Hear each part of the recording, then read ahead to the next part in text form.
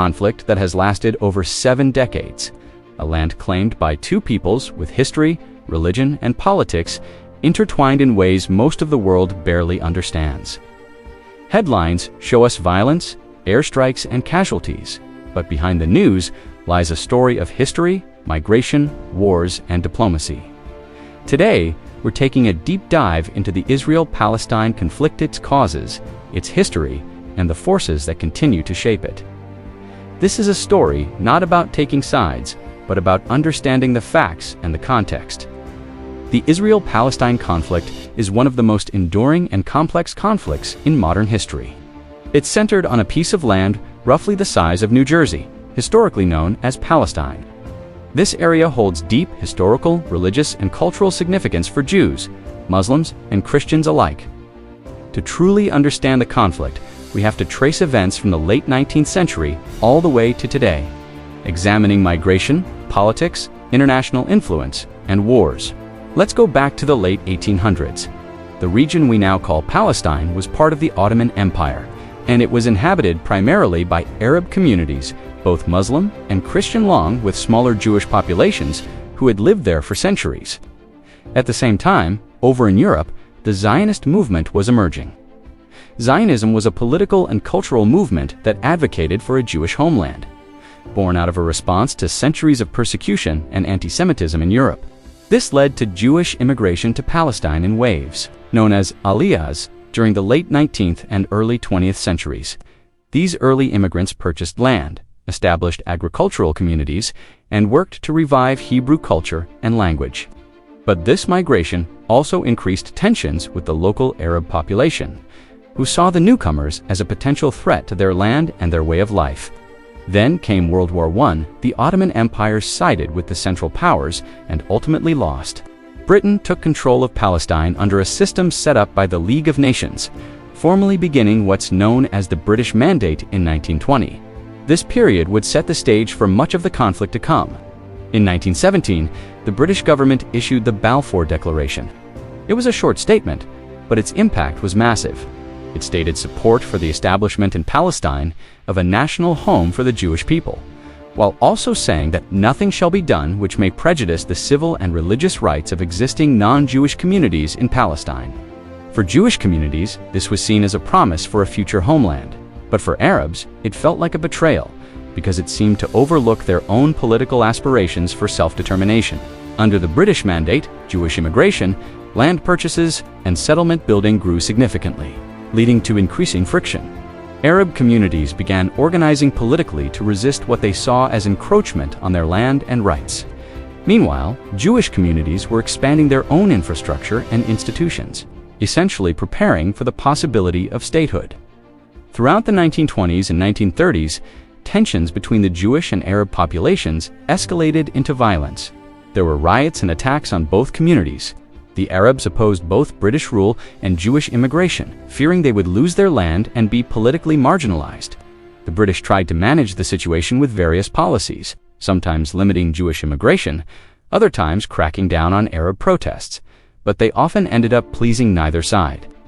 By the 1930s, the situation got even more complex with the rise of Nazi Germany.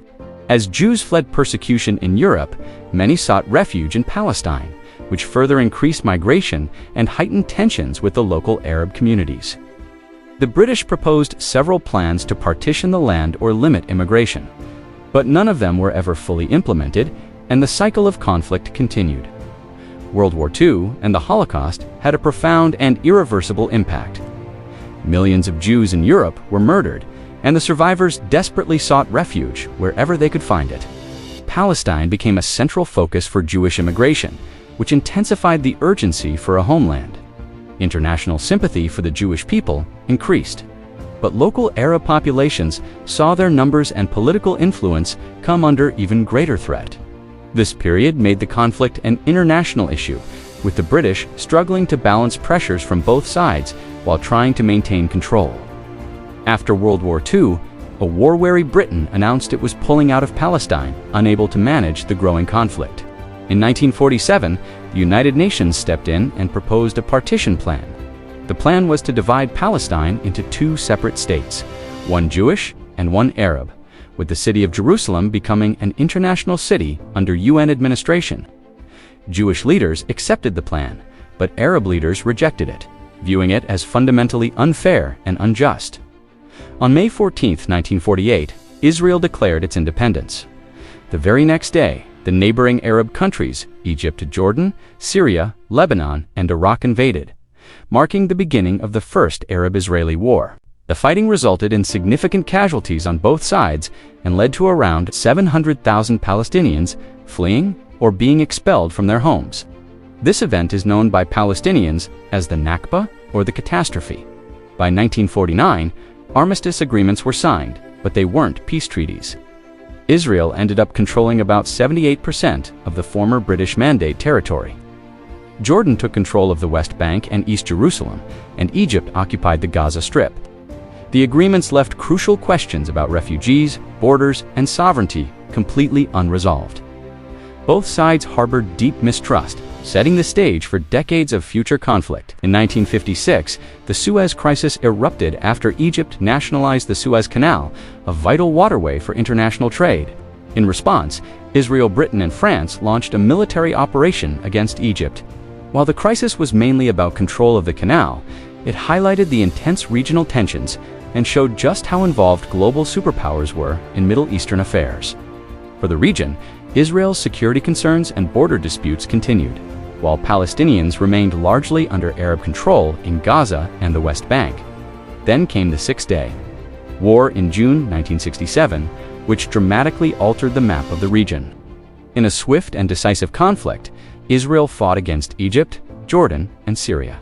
It captured the Gaza Strip and the Sinai Peninsula from Egypt, the West Bank and East Jerusalem from Jordan, and the Golan Heights from Syria.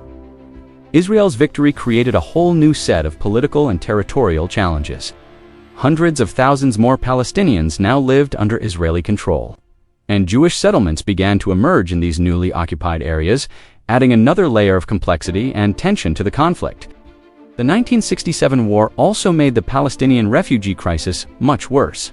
Palestinians who were displaced in 1948 and now again in 1967 found themselves living in refugee camps across Gaza, Jordan, Lebanon, and Syria.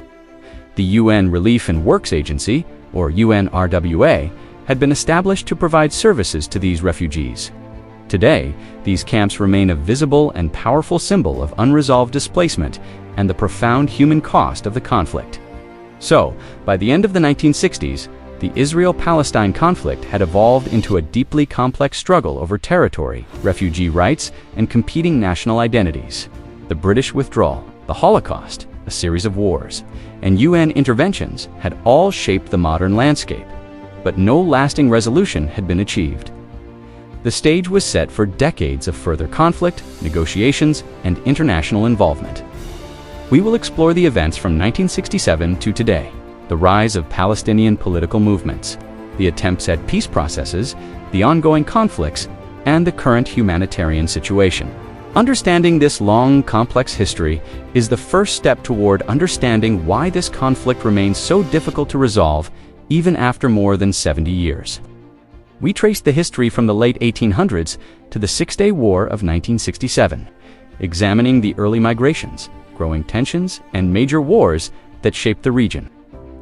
We continue our journey from 1967 to the present day. We'll explore the rise of Palestinian political movements, the subsequent wars and uprisings, the challenging attempts at peace, and the ongoing humanitarian situation. As always, our goal is to present this complex history in a neutral and fact-based way, aiming to inform and explain, not to support any particular side. Following the 1967 Six-Day War, Israel gained control over the Gaza Strip, the West Bank, and East Jerusalem. This dramatically changed the political and social landscape of the region. Many Palestinians found themselves living under Israeli military occupation, which led to widespread discontent and fueled the rise of organized Palestinian political movements. One of the most prominent was the Palestine Liberation Organization, or PLO, founded in 1964 with the goal of establishing a Palestinian state. Over time, the PLO gained international recognition, but its strategies, which included both armed struggle and diplomacy, evolved in response to shifting regional and global dynamics. In 1969, Yasser Arafat became the chairman of the PLO, and for decades, he symbolized the Palestinian nationalist cause. Political factions like Fatah emerged, promoting organized resistance, while other groups with more radical approaches also formed, creating internal divisions. These movements played a significant role in both international diplomacy and the local governance of Palestinian populations. After the 1967 war, tensions remained incredibly high. Israel faced frequent attacks from neighboring countries and Palestinian militant groups. The late 1960s and 1970s were marked by cross-border conflicts and military operations in Gaza and the West Bank, as well as involvement in regional wars in Lebanon.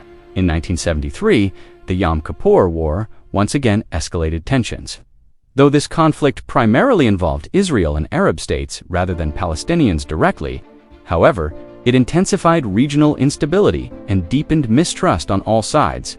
During the 1980s, Palestinians increasingly organized within the occupied territories. The expansion of Israeli settlements, alongside occupation policies like military checkpoints and administrative controls, created significant social and economic pressures. These developments contributed to growing unrest, which would eventually lead to widespread uprisings. The first Intifada, which means uprising in Arabic, began in 1987 in the West Bank and Gaza. It was a mass protest by Palestinians against the Israeli occupation. The methods of protest were diverse, including large-scale demonstrations, acts of civil disobedience, economic boycotts, and sometimes violent clashes.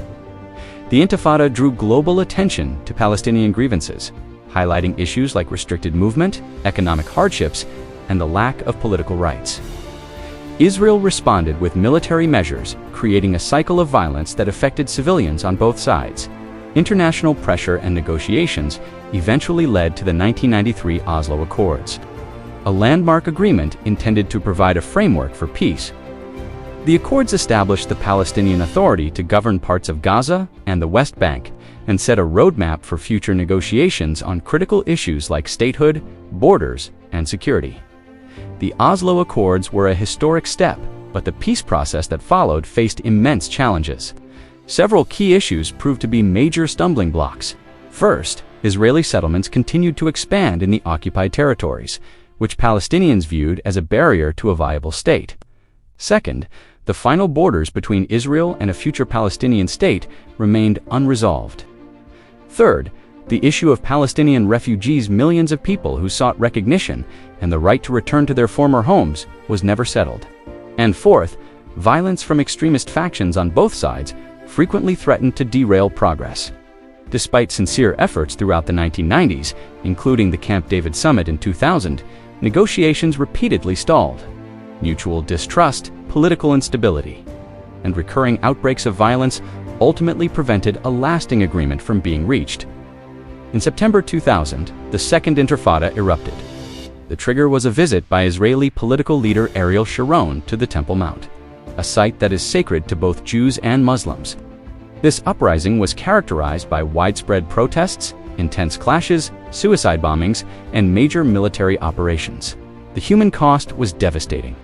Over the next 5 years, more than 5,000 people were killed, the majority of them Palestinians, along with approximately 1,000 Israelis. Infrastructure in Gaza and the West Bank suffered significant damage, and the conflict further deepened the divide between the two communities. The Second Intifada is generally considered to have ended around 2005, but its consequences were long-lasting. They included heightened security measures, the construction of barriers like the Israeli West Bank barrier, and a further polarization of both societies. In 2005, Israel unilaterally withdrew its settlers and military forces from the Gaza Strip. However, this move was followed by deep political divisions among Palestinians. A power struggle between Fatah, which controlled the Palestinian Authority in the West Bank, and Hamas, which gained power in Gaza in 2006, complicated both governance and any future peace efforts. Hamas is considered a militant group by many countries and opposes Israel's existence. In response to rocket attacks launched from Gaza, Israel initiated several large-scale military operations, including major conflicts in 2008 to 2009, 2012, 2014, and more recently. Each round of violence resulted in thousands of civilian casualties, widespread infrastructure damage, and grave international concern. Humanitarian organizations have consistently highlighted the severe impact on civilians, especially children caught in the crossfire. Today, the conflict remains unresolved. The West Bank is governed in part by the Palestinian Authority, while Gaza is controlled by Hamas. Israeli settlements continue to expand in the West Bank, creating ongoing tensions over land and resources. Civilians on both sides continue to face immense challenges. For Palestinians, these include restricted movement, economic hardship, and security concerns. For Israelis, particularly those near Gaza, there is the constant threat of rocket attacks and the need for robust security. Periodic escalations of violence lead to loss of life, displacement, and damage to homes and infrastructure. Despite multiple peace proposals and international mediation attempts over the years, a comprehensive agreement that addresses the core issues of the conflict has yet to be achieved. The human impact of this long-running conflict is profound. Millions of Palestinians live in refugee camps in Gaza, the West Bank, and neighboring countries like Jordan, Lebanon, and Syria. For many, access to education, healthcare, and employment is limited, and families often live in precarious conditions. On the Israeli side, civilians face persistent security threats. Communities near Gaza and other border areas have lived under the shadow of continuous alert systems and security concerns for decades. The psychological toll on generations of people on both sides who have grown up with conflict as a constant reality is immeasurable. So, why does this conflict persist after so many decades? There are several deeply rooted factors. First, both Israelis and Palestinians have powerful historical, cultural, and religious claims to the land.